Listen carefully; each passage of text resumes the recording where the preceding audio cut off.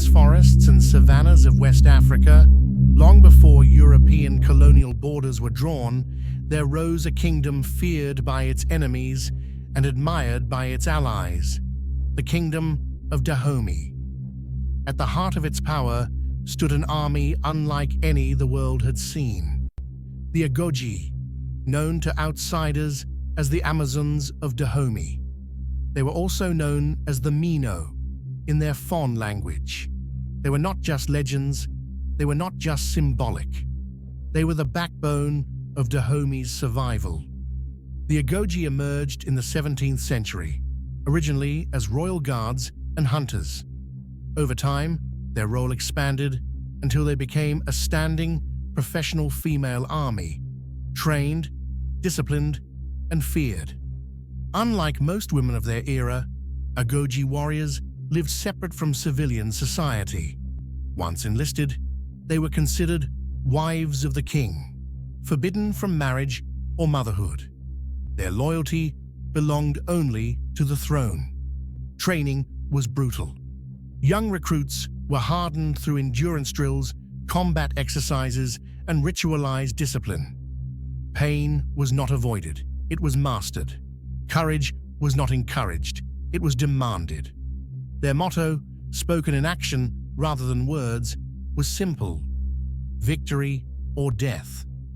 The Agojie were mostly captured female slaves who were initiated into the Dahomey army as royal guards of the king. The rest of them were girls who were donated to the Dahomey army to serve as Minos or Agojies because of their stubborn behavior at home. Parents in Dahomey did this a lot. Once recruited, the girls and women were trained daily in the most ruthless way to become Agojies, female warriors who could feel pain without showing it and stand in battle against men and emerge victorious. They were trained in weapon mastery, particularly in the use of swords and guns, and also in the mastery of martial arts. Their training went on rigorously for weeks until their day of graduation and induction into the Dahomey army. To graduate from the training into the Dahomey army, a Mino or Agojie recruit needed to perform and pass some gruesome tests, such as crawling or walking through a handmade thick acacia forest of thorns and cutting off the head of a captured prisoner of war on the training ground. If an Agojie or Mino failed the test, she would be sold into slavery and shipped to the land of the white man. This awareness of the brutal consequence of failure in the training pushed a lot of them to succeed at the tests.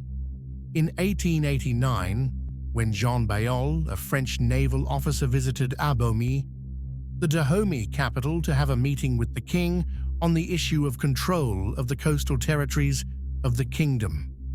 A young Agojie in training named Naniska performed one of these gruesome tests before the French man. A prisoner of war was brought out before Bayol, and the Agojie recruit, who hadn't killed before, was given a sharp sword. Her graduation test was to slice off the prisoner's head. With little or no hesitation, she lifted the sword and slashed the unfortunate prisoner's neck 3 times, spilling his blood without remorse.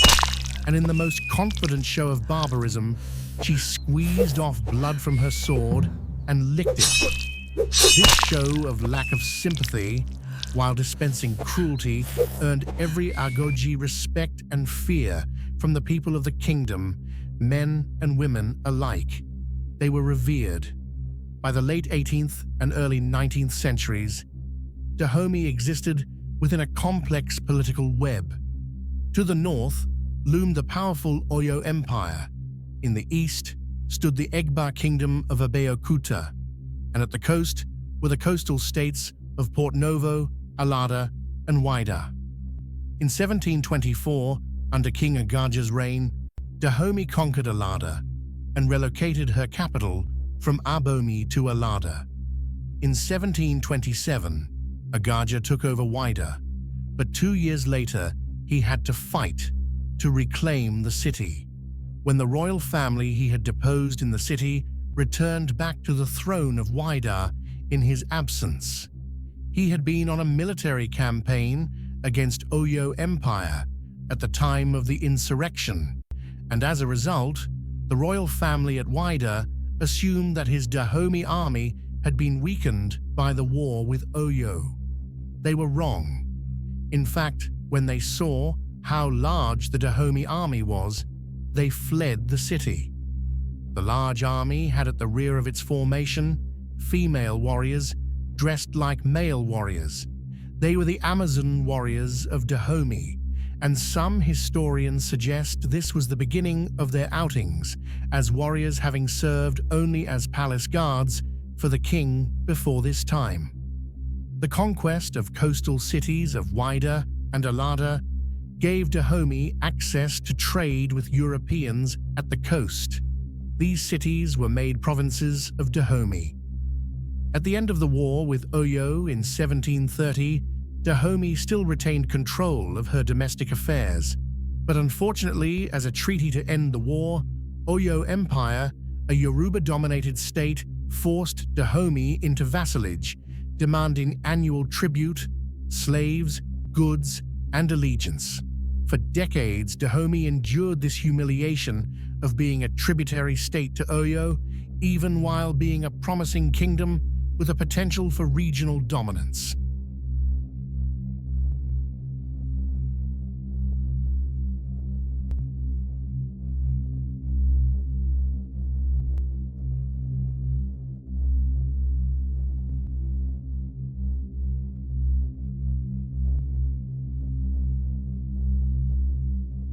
But within the royal court and throughout the kingdom, tensions brewed.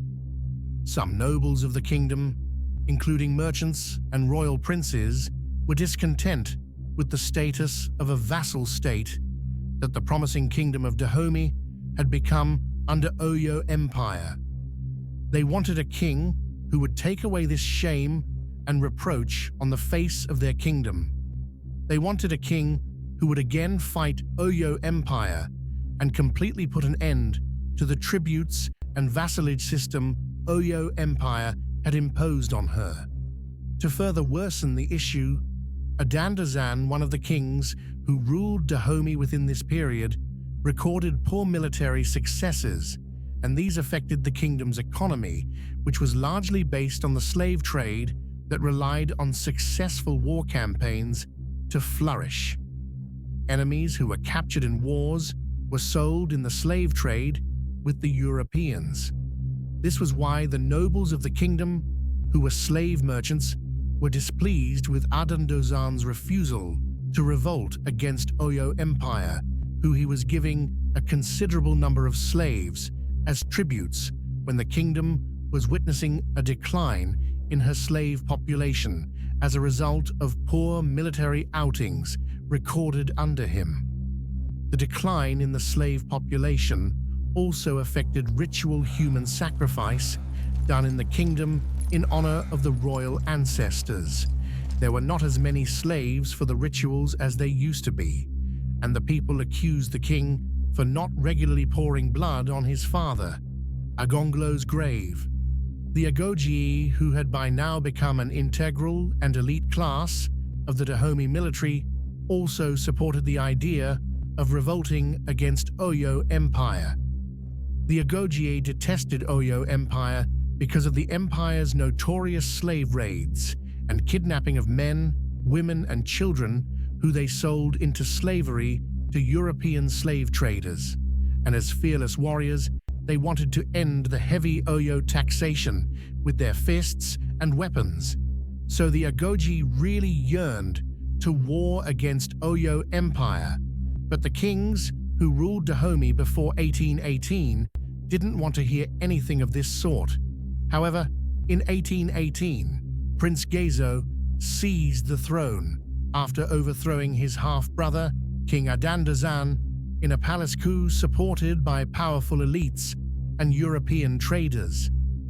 The coup was funded by a Brazilian slave trader named Francesco Felix da Souza, who supported a revolt against Oyo because of the heavy slave taxation that Oyo demanded.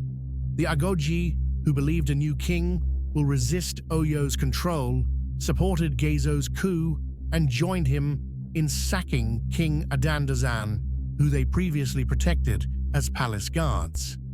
Upon ascending the throne, Gezo made Feliz de Souza the Chacha of Wida, the viceroy of trade in Wida. Gezo inherited a kingdom divided. Nobles debated submission versus resistance. Merchants feared disruption of trade. Priests warned of divine consequences. The Oyo still demanded tribute. But Gezo had a vision. Dahomey would no longer bow.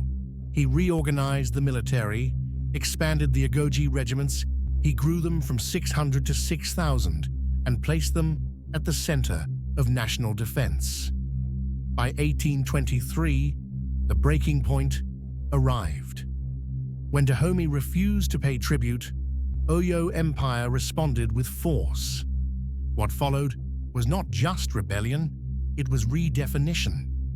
The Agojie marched to war alongside male regiments, armed with muskets, spears, and blades.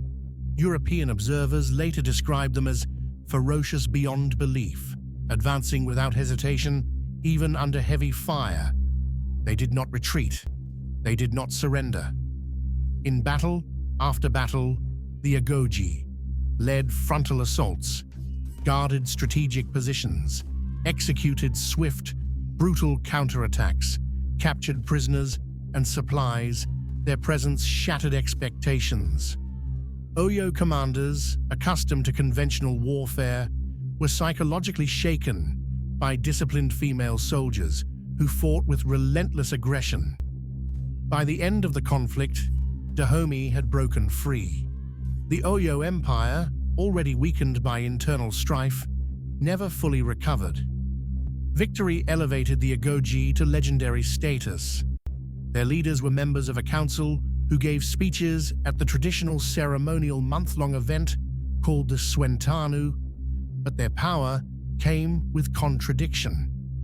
They were symbols of female authority in a deeply patriarchal society, and they served powerful kings. They embodied independence, yet lived under strict control. They defended sovereignty, yet were entangled in Dahomey's participation in the Atlantic slave trade. A lot of them didn't like the trading of slaves, seeing that they used to be slaves themselves, but they couldn't stop the king from participating in the trade. Even in the later years of King Ghezo, when he became high-handed and began selling his own people into slavery, the Agojie could only advise him against it, but never stopped him from doing it. At this time, there were two factions in the kingdom, the elephant and the fly.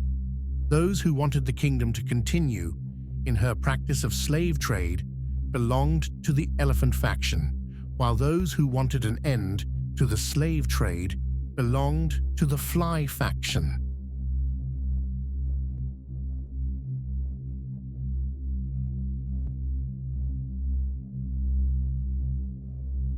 Most of the Agojie belonged to the fly faction and argued in favor of anti-slavery and the adoption of the trade in palm oil as an alternative to slave trade.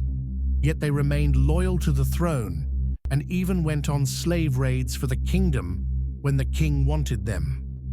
This occurred in 1851 when Gezo ordered an invasion of the Egba Yoruba town of Abeokuta, which was a safe haven for former slaves and an anti-slave trading town, and also a British ally.